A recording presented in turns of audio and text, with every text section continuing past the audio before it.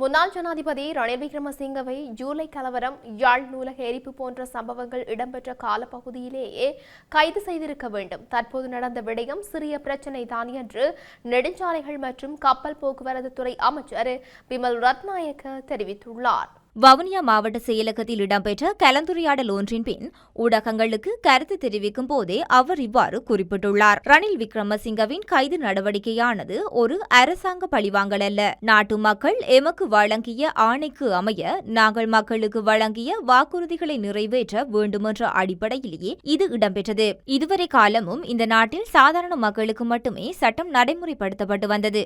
ஆனால் எமது ஆட்சியில் யார் எவரென்ற தராதரம் பாராது அனைவருக்கும் சமமான வகையில் சட்டம் நடைமுறைப்படுத்தப்படுகின்றது. தற்பொழுது இதற்கு எதிர்ப்பினை தெரிவிக்கும் வகையில் குப்பைகள் அனைத்தும் ஒன்று சேர்ந்துள்ளது. ஆனால் அவர்களால் அரசாங்கத்தை ஒன்று செய்ய முடியாது. தேர்தலில் நின்று வெற்றி பெற முடியாதவர்கள் மக்களால் தோற்கடிக்கப்பட்டவர்களே இன்று ஒன்று சேர்ந்துள்ளனர். ரணிலின் காலத்தில் யாழ் நூலகம் எரிக்கப்பட்டது. கருப்பு ஜூலை கலவரம் இடம்பெற்றது.